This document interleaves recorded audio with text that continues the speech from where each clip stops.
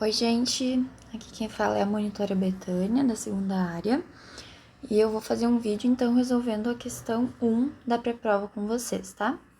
Aqui tá escrito questão 2, tá? Mas vocês ignorem, é a questão 1 da nossa pré-prova.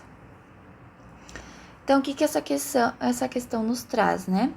Ela diz que o etanol é um produto químico muito conhecido, nos dá a fórmula química desse etanol, muito utilizado como combustível para meios de transporte, para fabricação de bebidas, perfumes, materiais de limpeza, tintas, solventes e muitos outros produtos. E aí, essa introdução, né, é só para ignorar ela. Aí que começa a nos dar os dados, né, da questão. Então, ela fala sobre o ponto de ebulição, que é de 73,3, que eu já coloquei aqui do lado, né, e já transformei para Kelvin, tá? Porque a gente vai usar essa temperatura em Kelvin. Então, já somei com 273 para transformar essa temperatura para Kelvin. E aí também dá a entalpia molar de vaporização. Então, ΔH, VAP, né, que é de vaporização, igual a 38.560 Joule por mol, tá? E aí diz, suponha que 68,3 gramas, então nossa massa é 68,3 de etanol, no estado de vapor, a 1 atm de pressão, então se a pressão é de 1 atm, é uma pressão constante. O que acontece, né, quando a pressão é constante? ΔH é igual a quê? Tá? ΔH é igual ao calor.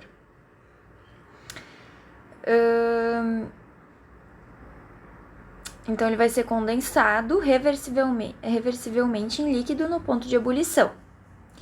E aí, pede para a gente calcular o calor, o trabalho, ΔU, ΔH, ΔS e ΔG para este processo.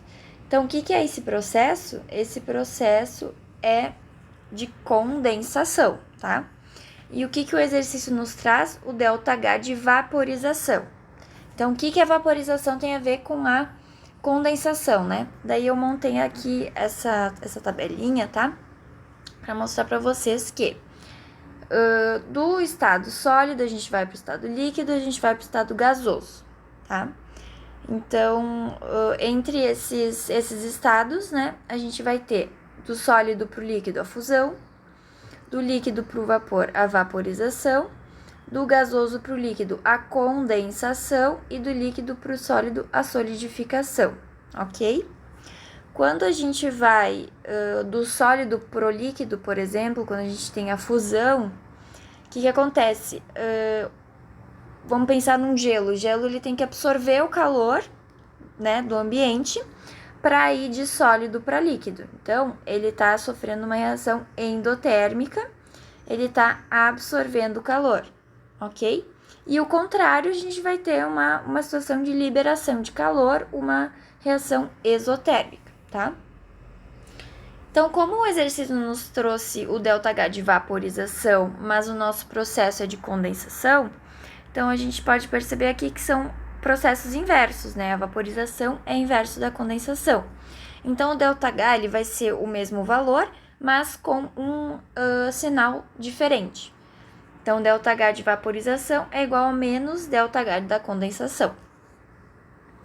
E aí, aqui embaixo também o exercício nos traz a densidade do etanol no estado líquido e a densidade do etanol no estado de vapor. Por que isso é importante? Para a gente calcular os volumes, tá? A variação de volume.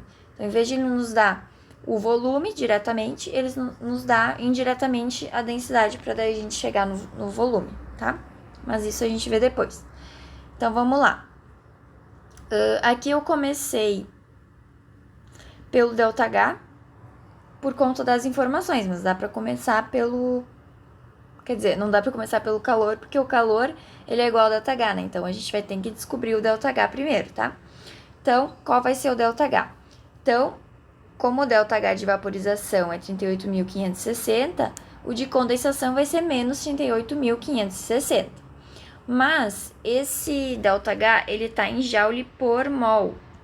Então, esse valor, ele tá para 1 mol, mas a gente quer saber em 68,3 gramas.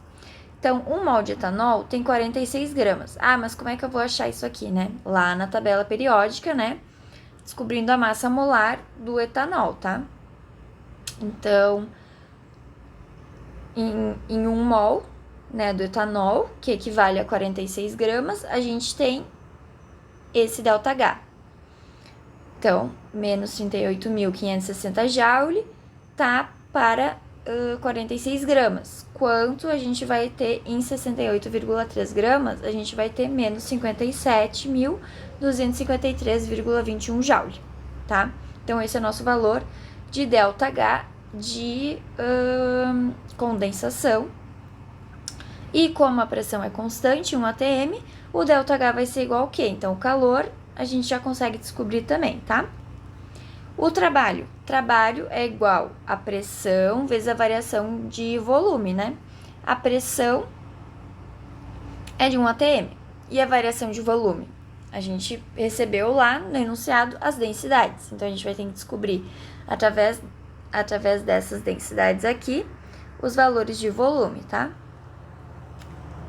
Então, 0,145 gramas de etanol tá para 1 ml, né? Porque a densidade é em gramas por ml.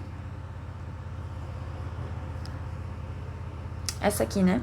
Gramas por ml. Quanto a gente vai ter em 68,3 gramas, que é a nossa massa de etanol.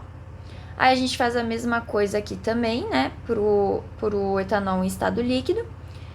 E agora a gente vai ver que indo do vapor, do estado de vapor para o estado líquido, que é a condensação, a gente vai ter a diminuição, tá, do volume. Isso acontece porque o gás está sofrendo uma compressão e o trabalho, então, vai ser um trabalho positivo. Agora, para aplicar nessa fórmula do trabalho, a gente tem que converter ml para litros, tá? Então, converte ali, né, divide por 1000, né? Daí a gente caminha para cá, 0,086. E como é ΔV, né, a variação de volume, a gente sempre vai pegar o volume final menos o volume inicial. Ah, como é que eu vou saber o volume final? A gente tem que, de novo, saber o conceito